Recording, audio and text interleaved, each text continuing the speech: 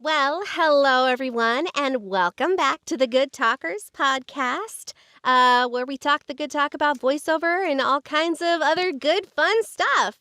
I'm Ashton Haugen, and as always, I am joined by Tessa Livingston. Hello. Deanna Cooney. G'day. And Jordan from NZ Audio Editors. Hello, guys. Hi. So, Tessa shared some interesting information with us earlier about how she has booked a new client. Oh, yeah. I Share. Do you want to share or do you want to keep it? Is it still like secret? No, I'm going to share the crap out of this. What happened was, so at the moment, as I move more into my voiceover career and start building, it takes time. I have been working as a PA for a friend of mine who is a lawyer, and there's literally only 3 of us in his company, and it's so much fun. We're having a great time. So he got phones set up in the office, and they have an AI do their answering service. And because I was corresponding with these people, and I was like, oh, well, hey, look, team, I'm a voiceover artist. I got a home booth. How about I record the one for the law firm? How about I record it for the office? And they're like, oh, yeah, sure, that sounds great. So I did that. And I had a little prickle moment in my brain. I went, I wonder if they use anybody. I'm going to email them. So did like this beautiful, it took me like 3 hours to write this email. I had to come back to it and go on and off of it. But was like, hey, are you using anybody? If not, I'd love to, apply and send you through some things. Is this the law firm?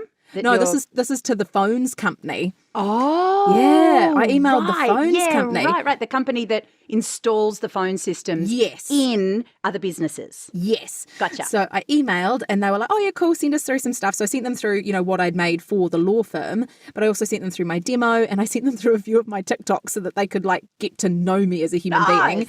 And they were like, smart. oh, yeah. It was so cool. And they got back and they're like, whoa, oh, yeah, this is great. Yeah, we'll have you.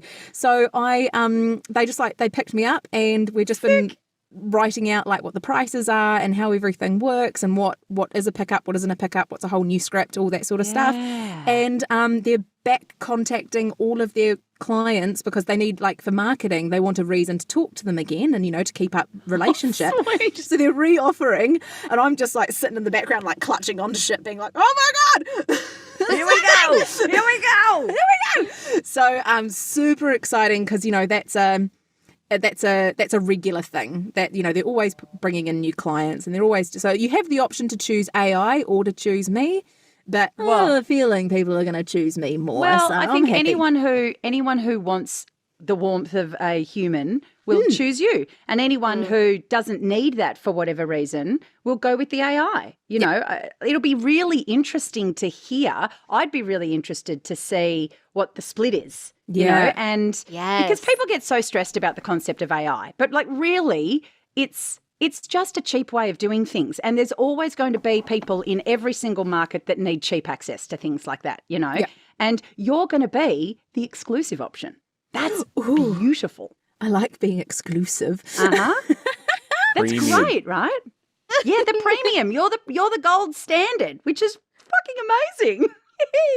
Well done. Well, I also think it's genius the way that you handled all that situation. You went in there, you basically got yourself hired. You created a position when there was no position. Yes. And that is a beautiful chef's kiss moment thing. Just bravo, Tessa. Bravo. I'm so happy for you. Bravo. Thank you. And it's one of those things where you go, I don't know what to do. And then when that light bulb just goes off in your head and you're like, I will do this and this will be successful. And you do it and it works. And, I gave them my prices and they were like, yeah, sure, that's fine. There wasn't even oh, that's too much or that seems a bit, it was none of that. It was really good. So for those of you who are listening, take those chances.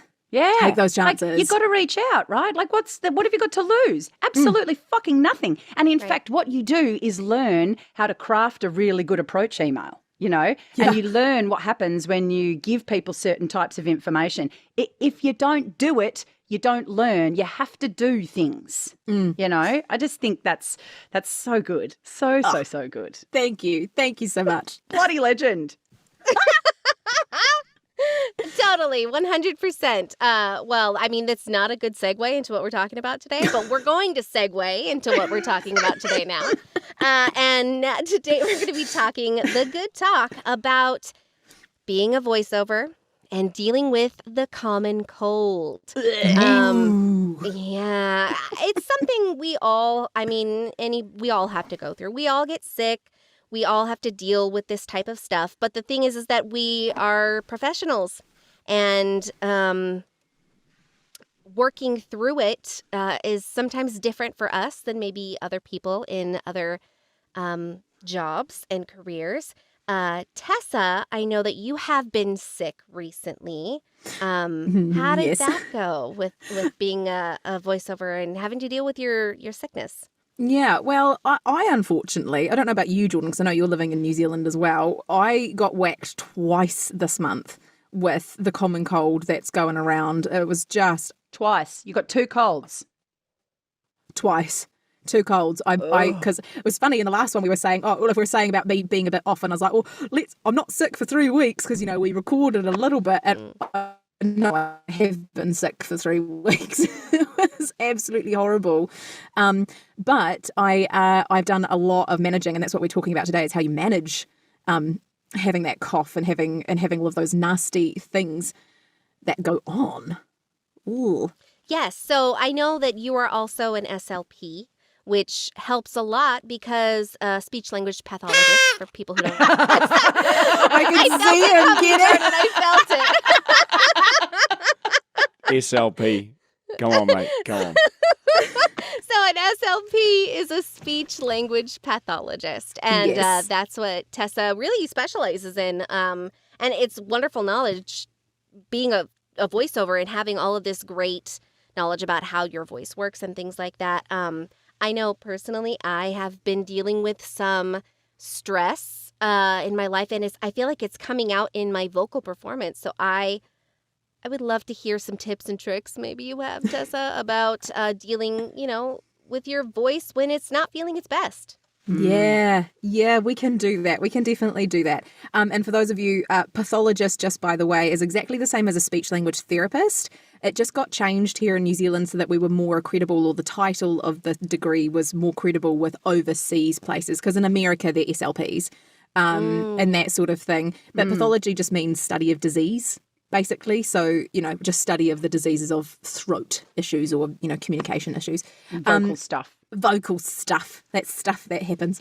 But just thinking about the common cold, what I always find so interesting is that people often think that the voice is just a given, that it's just a part of the body that works, much like your arm. It just does Or like it. breathing or Or something. breathing, just a thing that happens, and that it should work all the time.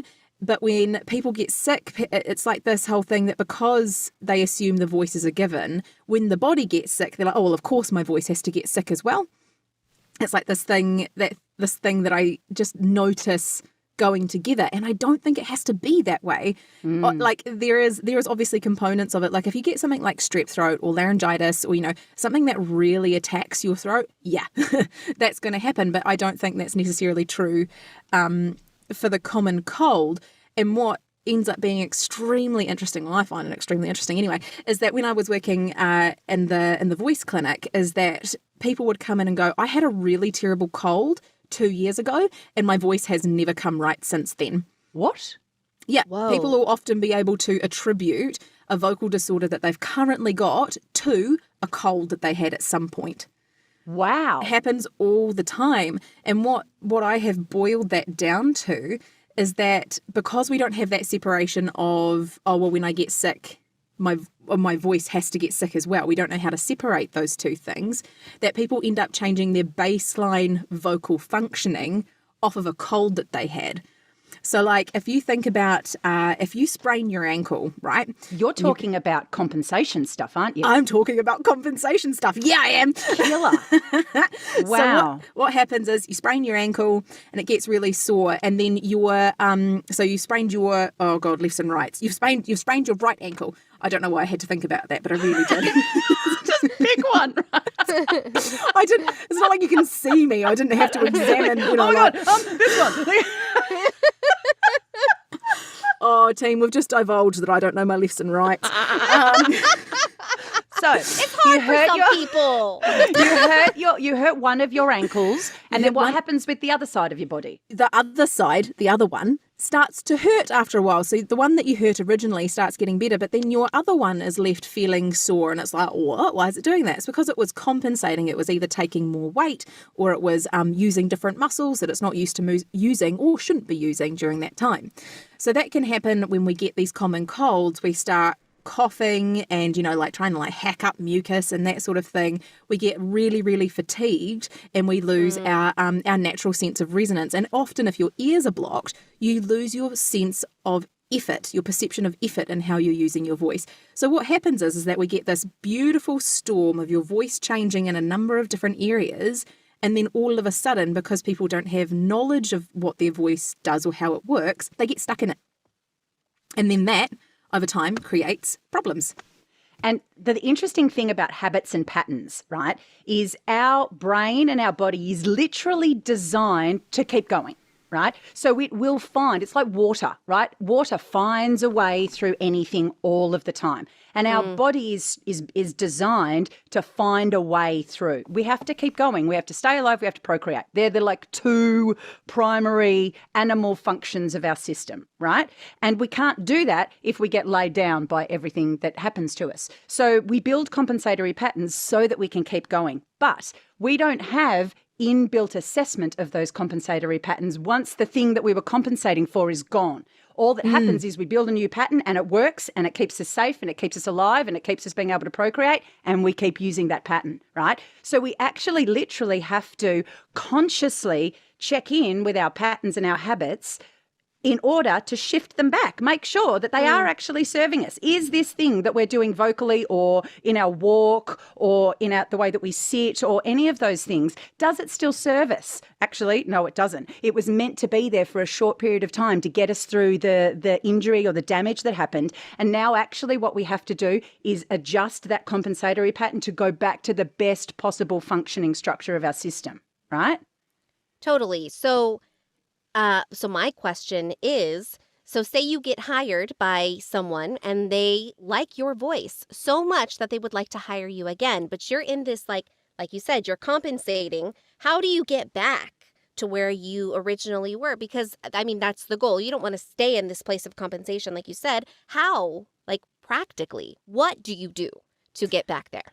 Such a good question. Now, there's a couple of thoughts that I'm having on this. One is, have you healed from your illness? Because if you haven't healed from your illness, there's likely a chance that you are not going to be able to spruce yourself up enough to get your voice back to where it needs to be. Deanna, you and I were talking about this earlier, and I'll get you to share about your thing with it later. But I did so my nose wasn't blocked. I had nothing wrong with my vocal cords. There was no tension that I could perceive anywhere like in my neck or anything like that. But I just had a sound of being blocked.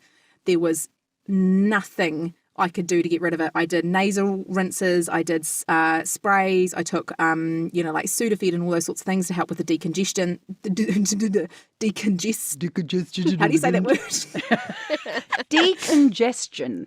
Decongestants. You We're were the good congested. talkers, You were by the way. congested, right? You needed a decongestant. I was real congested. And there was just nothing I could do to clear that sound out. Despite feeling really, really healthy and being fine again, there was nothing I could do. So I hadn't developed any compensatory strategies out of that because of the vocal knowledge that I have. I was able to I just had to email clients and be like, hey, look, I can't get this sound out. I can send you a recording, like a snippet of what it sounds like to see if you're happy with it or not, but I can guarantee you won't be because I sound sick. So that was that strategy for that point in time. And that's really what I personally think all you can do. If you have started developing compensatory strategies and you're not a vocal professional with any knowledge on it, you have to go see somebody. You have to see somebody who knows. You have to see somebody because what will happen is that you'll sit in front of someone like me and we'll go, oh, I can hear this. This is how you fix it. If you don't have knowledge on that, the chances of you being able to figure out and identify what those things are without causing any additional harm, they're not good.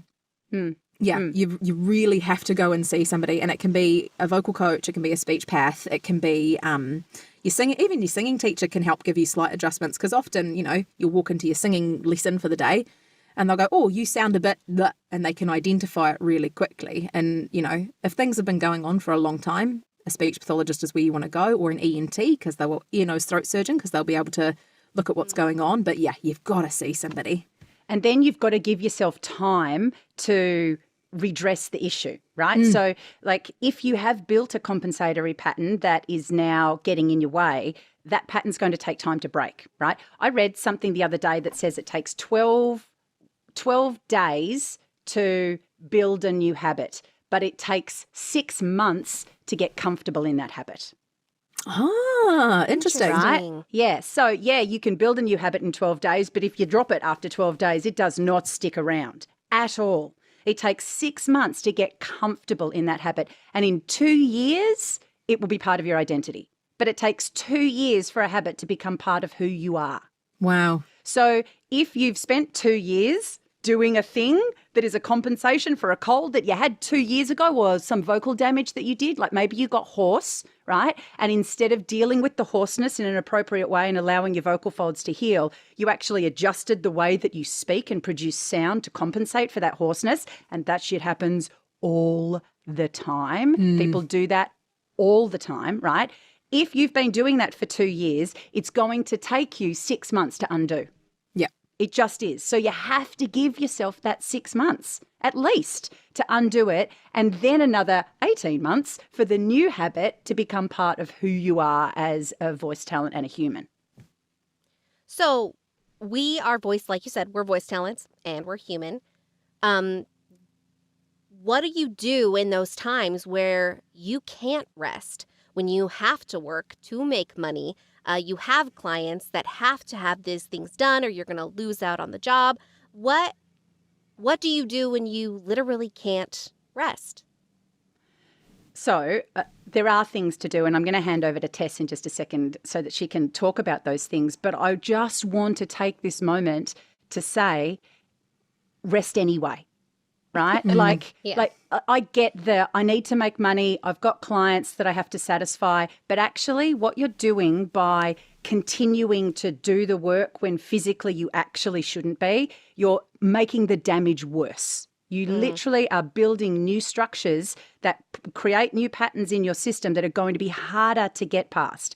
Resting for a day or two and literally, if you're hoarse, for instance, 24 hours is probably all you're going to need, unless you've got some serious damage there, right? Like Tess will talk about this more, but I've had hoarseness before, and it's only been a 24-hour resting period with some semi-occluded vocal tract work, lots and lots of hydration, systemic and specific like hydration stuff. And I've been fine again. That 24 hours is not going to kill you, right? You may lose some jobs here and there. You may not get to keep a client, right? But if you don't rest, you will do damage and it will impact you long term. I really, really want to make it clear that you have to take the rest for your personal well-being. It's So better good. for you. Yeah, such good advice. Yeah, it's so much better for you to do it that way. And part of what I think people misinterpret about having a cold or that sort of thing, again, they think that they have to go hand in hand. And here is the difference, is that they don't. They don't have to go hand in hand. And my absolute favourite thing to start telling people about is coughing and throat clearing. Yeah. My goodness, is that so? What people don't understand about those things, like, yes, when you're sick, you do get a bit wheezy, especially if you've got an upper respiratory infection or you've got a postnasal drip. So a postnasal drip, because I feel like, is Jordan going to blow his thing? No. Do you know what a postnasal drip is, Jordan? No.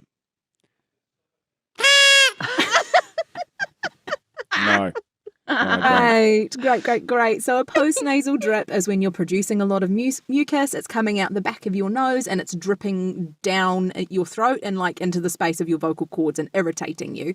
So it's dripping, and that's what causes people to want to throat clear a lot, or like they feel like they've got something stuck in their throat. So what I really, really want to encourage people to think about is that coughing informs coughing. If you start at the beginning of your cold going, oh, I've got something in my throat and I'm going to cough, even if you do that for yourself now at home listening, you can, if you do it hard enough, you can feel something inside your throat get sore. You can feel it automatically. And what happens in the brain is that it goes, oh, that hurt my cords. Interesting. I know. To make it feel better again, I'm going to send down some mucus because that's because vocal cords live in a wet. The vocal folds. Lubricates them. They live in a wet environment, so they like to be wet. So it sends more down. And because you've just given them that hard whack, if you think about rubbing a spot on your arm, you get your hand and you rub a spot on your arm. You've done that once. You'll be able to see some redness and you'll be able to see a bit of hotness. And that's okay the first time you do it, but if you do that every 5 minutes, that spot on your arm is going to get red and sore and it's going to hurt and you're going to want to start putting ointments or like something on it.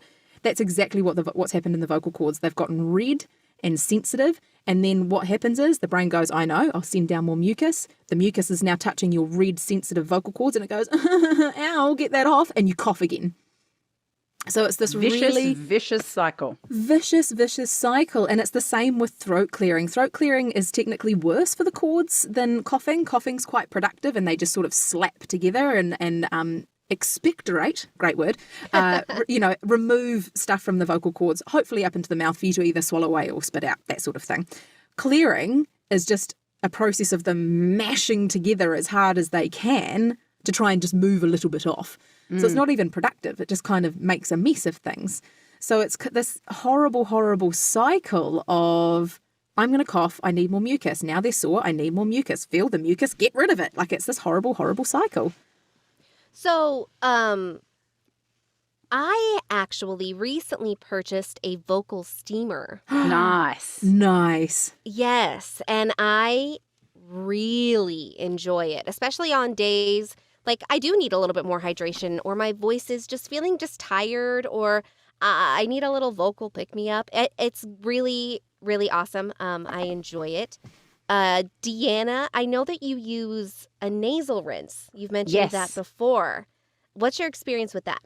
So we started using this. We found this, it's actually a really complex process. It's very different to just like you see all those neti pot things where people just lean over the sink and they pour into one nostril and it pours out the other nostril and goes down the sink.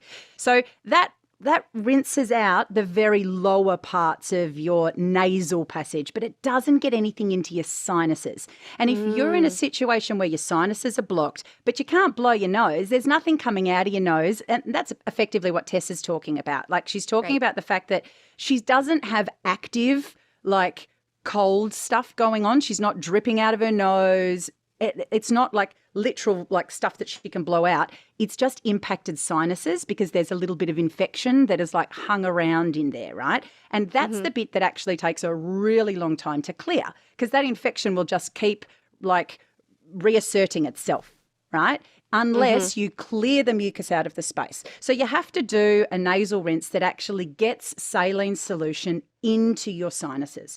So we discovered this because my partner gets chronic sinus infections, right? And my daughter just has a blocked nose all the time. All the time. It's just how she was born. It hasn't really changed. There's not much that we can do about it. We've been told she'll just grow out of it eventually, right?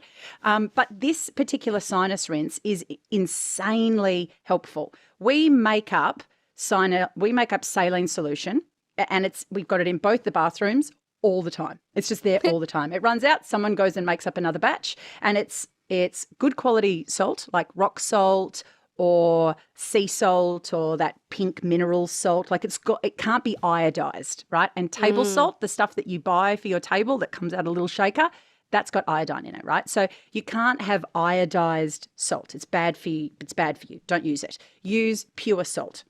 Right. I'm not going to give you the instructions because we're going to put them in the show notes, right? Because it's long and convoluted. I sent it to Tess the other day. Honestly, that's why I didn't do it because I was like, oh, fuck me. It's a freaking essay, right? But seriously, most of the information that's in that is safety warnings, right? Because it's written by a doctor, okay? And this doctor, I don't actually know his real name. On the internet, he's known as Friggy, Friggy, like Froggy, but with an I. And I don't know why, but who cares, right? So if you want to look it up, what you want to look up is Friggy Flip Turn Nasal Rinse, right? Flip Turn Nasal Rinse. And the reason it's called that is because you You put saline solution up into your sinuses in a particular kind of way. You make up your solution and you put it in something that's squirtable, and you gently squirt like saline solution up into both nostrils, and then you do a forward bend, right? So you get your head upside down, inverted. And then you do a series of stand-ups and releases of the water in different ways, the saline solution in different ways, and it helps the saline solution get up into the sinuses that are under your eyes, in the cavities under your eyes and above your eyes, because you've actually got sinus cavities around your whole occipital region, and that's where gunk gets stuck, right? Yeah. And when the gunk there is stuck, you can hear it because it changes the way that you resonate through your nasal passages. You can hear it, like other people can hear it because of that. You can hear it because it blocks your hearing properly, right? Like the sound that you're producing gets weirdly manipulated because there's just claggy shit in your face, right? But also it changes the way you hear things, So it's actually really impactful in lots and lots of ways. So clearing it out is really important. Doing it once doesn't do the job. You have to do it and you can do it up to 3 times a day. So when I've got a cold, I'm in the shower 3 times a day. Now that's actually really helpful because the steam is giving me topical hydration, right? I'm also doing nasal rinses 3 times a day. So I'm getting that saline solution in there and I'm clearing everything out, right? And it's just really, really useful. So we'll put it in the show notes. We'll put the whole rundown in the show notes because, like I said, it's an essay. But please utilize it. It literally has been a life changer for us in this house, and it's helped me get past the bit of a cold or a flu that sticks around for ages and ages and ages. And it's enabled me to be able to work when I'm healthy, but I've still had impact from whatever was stopping me from being healthy prior, if that makes sense. Yeah, that's what I was going to ask you. That's what I was going to ask you next is like, what is the difference between you when you didn't use that, like the duration? Because we've all had those colds that, stick around for like a month. Yes. And you just can't get over it. So like, what is the difference between that, using this specific nasal rinse to shorten your cold length for not just people who are in voiceover, for literally anybody who is a human? Oh, it shortens it ridiculously.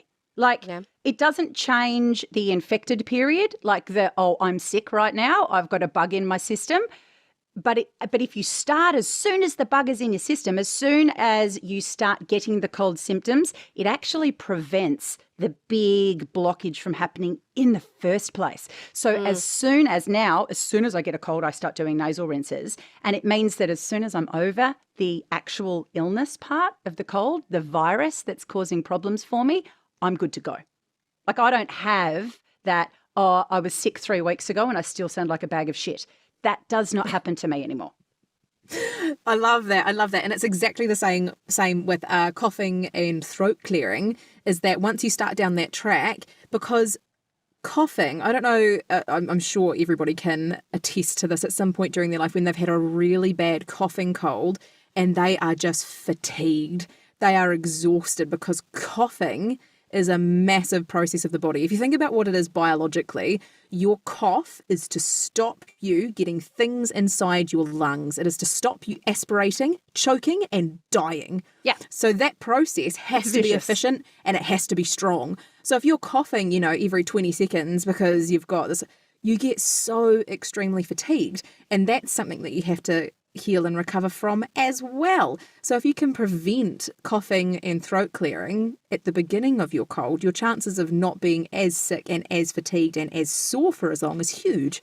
Yeah, and the thing is, you don't actually have to cough. Just because your body is telling you it feels like coughing doesn't mean you have to. You don't have to, right? No. You literally can leave that gunk on your vocal folds. No one's going to die as a result of having gunk on their vocal folds, right? You just aren't going to. You might sound a bit shit, but if you've got a cold, shut the fuck up and rest anyway, right? Seriously. So you don't have to cough. And I have a very, very recent experience with this. When I had COVID, I woke up one of the days that I had COVID and wanted to cough. And it was a deep, in my bones, felt like my lungs were about to die, barky, hideous cough. And I let it come out once and I went, oh, I am not doing that again. And I just didn't cough. I just refused to cough. Every time I tried to talk, I wanted to cough, so I just didn't talk, right? Yeah. So for the 12 hours that my body during COVID wanted to be coughing and expectorating crap and, like doing all of that process, I just refused to engage with it. And I drank a lot of water to try and minimize the feeling of wanting to cough, right? And by the end of that day, the cough was gone and I had zero impact on my vocal folds as a result of it. So fantastic. Because often what people don't understand, again, about this connection between I'm sick, therefore I must cough, not the same either. Because actually what initiates a cough is that big influx of air. If you don't have a big influx of air, you cannot get the pressure up to actually expectorate anything out of your mouth or off of your vocal cords. So if you don't take those big inhalations in, you're sorted. The second part of that is that when you take a big inhalation in, it will not be through your nose for coughing, it'll be through your mouth. And if you've done it through your mouth, the amount of volume of air that is coming over your vocal cords is also going to irritate them, which is going to cause you to cough again. So we've got so many things going on, and then there's the actual whack of the cough itself. So those of you listening, if you are ill, about to be ill, planning to be ill, please don't plan to be ill. That's not a thing. Please don't do that. If you're coming into your winter season, this, honestly, the best thing I can advise is, one, to learn belly breathing, because it's going to save you in all kinds of aspects of your life anyway, but is to learn how to do slow nasal pursed lip breathing. So you're going to go in slowly through your nose, and it's going to be, I want it to be as silent as possible, because if we're going, we are dragging things in and we're constricting things. So you want it to be silent, because if it's silent, That's literally what I just did. I was like, Yeah. Get it in there. Me too. No, you want it to be silent, because that means that it's moving at a really slow rate. So it's going to come in really slowly in through the nose. You won't be able to hear it. So, I'll just do it silently. And then what you want is out through pursed lips. So it gives you something to do, like a kissy lip shape. And you're going to let that out as slow as it came in, even slower, because what we're doing is that we're reducing the amount of airflow that's coming in and out over the cords. It's giving you something to think about, and that means that you're not getting that massive lung capacity that is going to allow you to cough. That also, by the way, is one of the quickest ways to switch from your fight or flight response to your calm, rest, digest response, right? That kind of breathing, slow in through the nose, slow out through pursed lips, calms your nervous system really, really, really quickly. And when your body, as Tess explained, your body coughing is a survival reflex, right? It's a fuck, we're going to die cough, right? And when that happens, you're in a stress response. So calming that stress response will also calm the body's requirement to, not die, because it doesn't think it's going to die anymore. Yeah. I feel like I have learned a massive amount from both of you guys today. My mind is like blown. You both have so much knowledge of this stuff. It's something I definitely feel like I need to learn more of. Taking care of my voice, and I do the basics, but in this job, the basics doesn't always just cover it. You need to go above and beyond. And I really appreciate both of you guys coming and with your knowledge and all of your support for everybody listening, even to just take care of yourself. Look, your voice is your instrument. Even if you're not a voiceover artist, right? Your voice is an instrument. It's your communication tool. And I mean, obviously we have nonverbal communication available to us as well, right? But if you have a functioning voice and you're able to use it, you should be taking care of it. Really, take care of it, treat it like you would treat anything else that you want to last you for a very, very long time, right? Be careful with it, take care of it, support it. It will serve you beautifully forever if you take care of it. All right. Well, that was a lot of amazing information. We usually in this spot of the podcast will put usually our segment about sounds I can't make, or give you guys some fun warm-ups or vocal things to do. Instead, I think it would be really interesting and very helpful to me personally, and hopefully everybody else out there, if we could go over some things, practical things to do, like 5 things you can do to help your voice while you have a cold. Take it away, team. Take it away. Well, look, here's the thing. If you have vocal cord swelling, you can't fix that. You have to. And this is something my supervisor said to me one day, because I was talking to her about someone having a cold and they were like talking to me about how they were going to fix it. She was like, Tessa, you can't fix vocal fold swelling. You wait for vocal fold swelling to go away and you aid it in its process. So that is always my first port of call, is to go, okay, you need to identify what it is that is going to cause you more vocal fold swelling and stop it. Just Stop doing that thing. Just stop it. Stop it. Stop it. Coughing is one of them. Throat clearing is the other one. And then what follows on directly from that is rest, because you cannot fix them. Number 1 is rest, is absolutely rest. That's awesome. That's awesome. Rest, rest, rest, rest, rest. And it doesn't mean rest for a week. You might only need to rest for half a day or something like that, because it's literally just inflammation, right? All we're doing is waiting for that inflammation to go down. And the way that you stop inflammation from being there is by stopping doing the thing that's causing the inflammation. Yeah, exactly. And if we're going to, because I know we've got a little list here that we're going to share with you, but the thing is that people often think that rest, and there's really, really good science behind this, that rest is the best way to fix something. It's not. We have other ways to deal with this as well, which is called active healing. So, Deanna's like, active healing, and this is really manageable, measurable things that you can do, like really gentle humming. I'm not asking you to go out and sing along to the radio. I'm asking you to sit there and just get your cords gently moving again. Always rest, but if you are a vocal professional, definitely look into active healing as well. Yeah, and along with that, you want to be making sure that you're hydrating, right? Yes. But there's 2 types of hydration that you absolutely have to be taking care of. And by the way, drinking hydration teas for your vocal folds doesn't fucking work, right? Might hydrate your mouth, but it's not doing anything for your vocal folds. You've got this little thing called epiglottis, right, that flops over your vocal folds so that you can swallow stuff into your stomach. Because if you tried to swallow stuff into your lungs, you would aspirate that fluid and die, right? And then you'd be coughing again and we'd be really upset about it. And that's going to make things even worse, right? So no. Like those things, those teas, the only reason they work is because you drink them hot and the steam hits your vocal folds. Okay. And they're pleasant for your soul. They make you they're feel beautiful. good. Yeah, they make you feel good. So that's great. Keep drinking them if they make you feel good, right? But they're not hydrating your vocal folds, okay? Yes. So there's 2 types of hydration that we want to do. That topical hydration is done through steam, okay? You need to get water particles into air and have that pass over your vocal folds into your lungs, right? You can't just pour fluid into your lungs. You'll have a really bad time.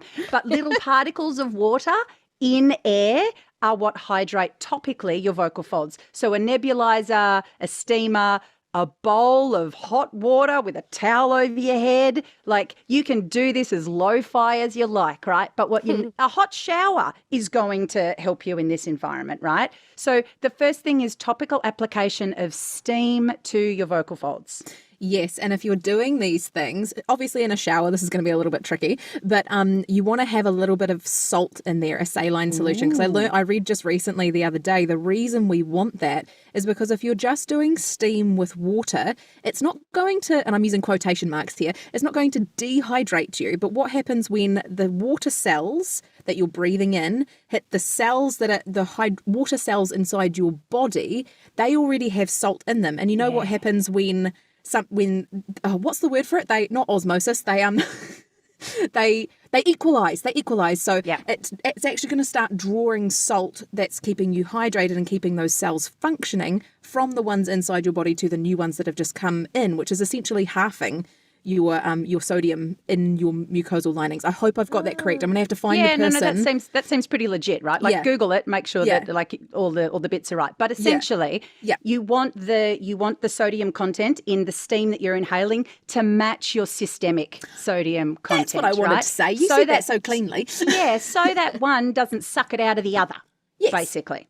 Yeah, perfect. The second type of hydration that we want to do, and this actually is, I would consider this more important in lots of circumstances than topical application of hydration, is systemic hydration.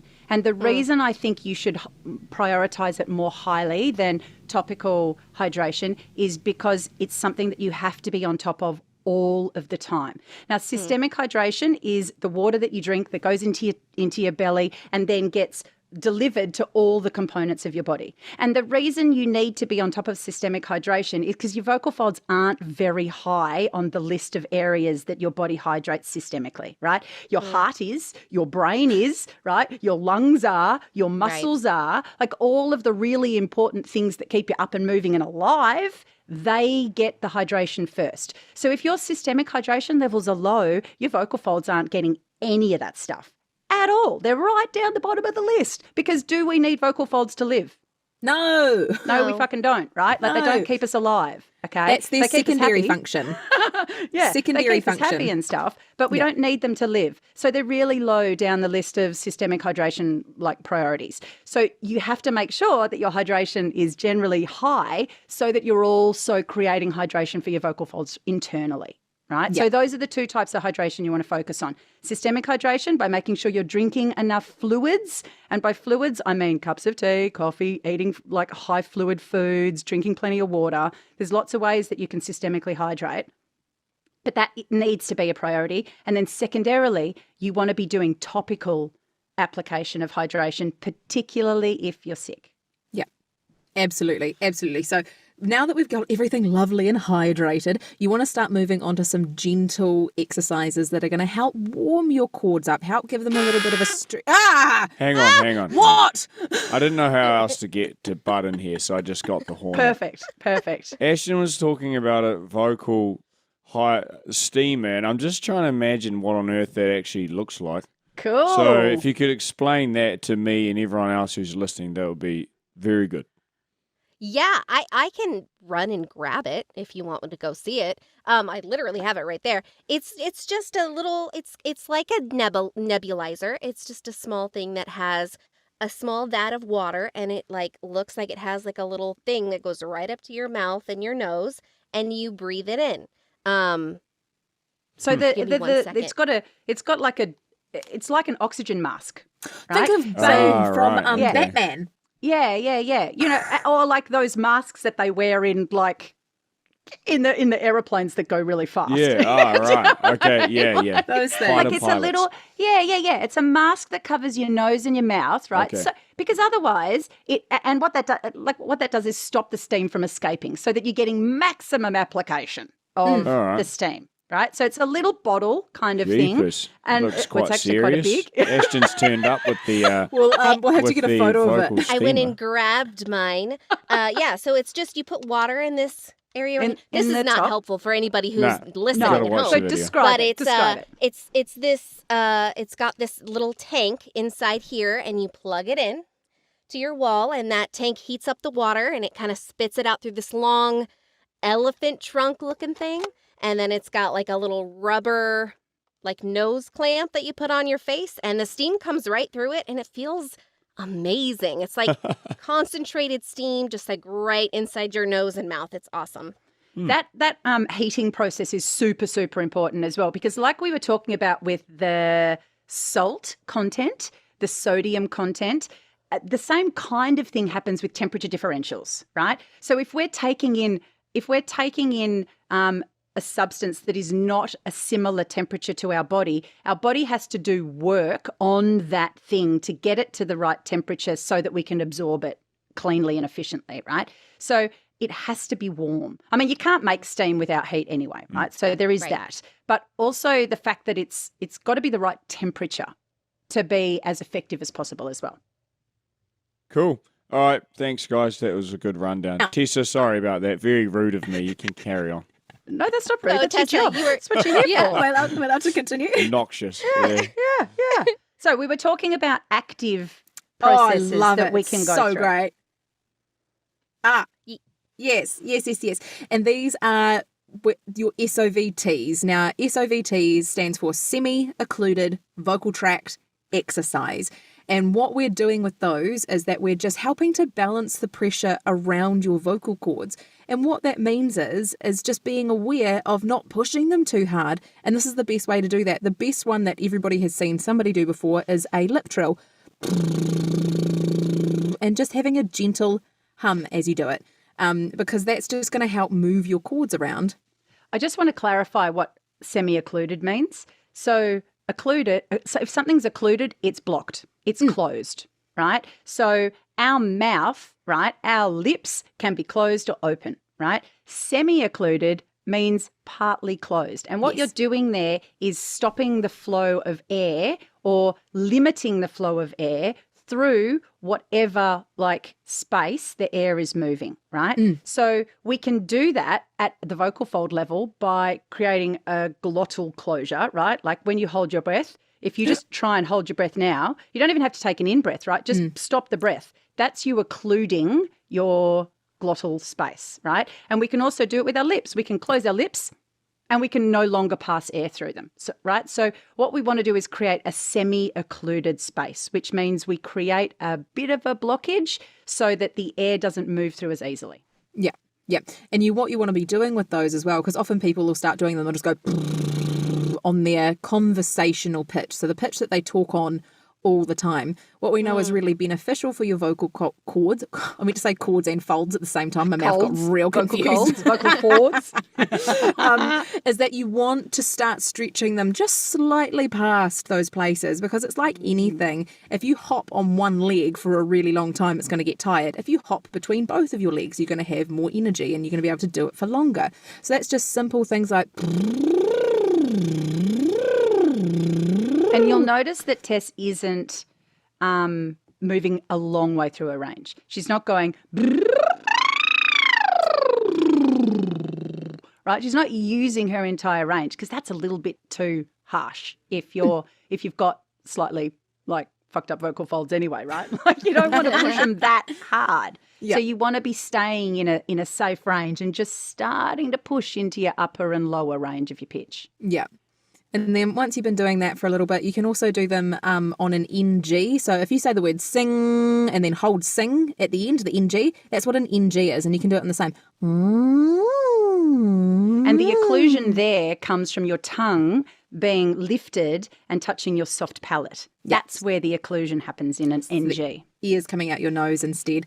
And then once you've got that going on, then it's just taking notice and making sure, because your ears will probably be blocked and you'll probably not be breathing not quite as well. So you're putting in more effort into your body, is to notice, okay, do I have to talk for this long? Probably not. I can try and find ways to reduce your vocal effort, keeping the volume down a little bit. Now, volume reduction does not mean whispering, and you can't see me right now, but I've got my finger up. She's very serious. Very serious. That doesn't mean that I want you to do this, because this will fuck your cords even faster. That is not what you want. So I can have a big voice and I've got a bit of volume. Jordan's probably like, stop doing that. And then what I can do is that I can reduce my volume, but not reduce my voice. And that's a really important distinction. That is about breath usage, right? That's about how much air do I take in. So it's really important that you concentrate on the amount of air that you're taking in when you want to reduce your volume or your projection level, right? So if you take in lots and lots and lots of air, the body's impulse is to let it out quickly, right? And that's going to increase your volume or projection level. So take smaller breaths. You don't need as much air, and then you'll be able to speak more quietly, and you won't have all of this pressure from these big full lungs to make lots of sound. Look, essentially what we're saying, team, is sit on the fucking couch, don't do shit nothing. for a couple of days. Watch And when a you're movie. And when you're feeling better, right, steam while you're do heaps of steaming and drinking water while you're watching that movie. And then when you're feeling better, start engaging with gentle use of your vocal folds, right? The humming is really, really great. Singing very, very gently can be helpful depending on where you are in your healing process. But the semi-occluded vocal tract stuff, you'll see it written as SOVT, SOVT, right? That's how you'll see it written, right? that is amazing. There's lots of information on the internet about it. You can buy straws to use as well, and there's lots of different ways that you can do it. One of the most gentle ways of using SOVT is getting a straw and blowing it into a glass of water, right? You can do it just on air, and then you can do it on a sound. So you're kind of humming through a straw into water. All of these things are really, really helpful for gradually rehabilitating your vocal folds, right? And that's what you're doing. You're rehabilitating them from an injury. Yeah. Accept that you're sick, have a bit of time, and do a couple of things. And if you don't know, find a friend of yours who is a singer, because if you go, what's an SOVT? They'll go, oh, it's this, and they'll be able to show you right off the bat. Talk to a singer, talk to any of your vocal friends. They'll be able to tell you a little bit, and a little bit is enough to help you get over that common cold and prevent you from getting into that place where you have to walk into somebody's office like me and go, I had a cold 2 years ago and my voice never came right, because we don't want that. No. And Gosh, that would be a nightmare. Yeah, totally right. And we'll stick some information in the show notes as well. Perfect. Well, I think that's going to be it for us today. That is a ton of information to digest, but so helpful, so useful for everybody. Anybody who uses their voice can use this information. And if you've got specific questions about anything that we have talked about, like little bits of it, let us know, because we'd love to expand and make that knowledge better for you. Absolutely. And then you can always reach us on any of our social medias, including Instagram and TikTok, or through email at thegoodtalkerspodcast@gmail.com. Send us your stories, send us your questions, shoot us an email either through text, or we would also love to hear your beautiful voices and hopefully feature some of you guys on the podcast in the future. With that, I think we're going to sign off. Thank you so much again for joining us today, and we will see you next time. Bye. Catch you later, peeps. See you guys.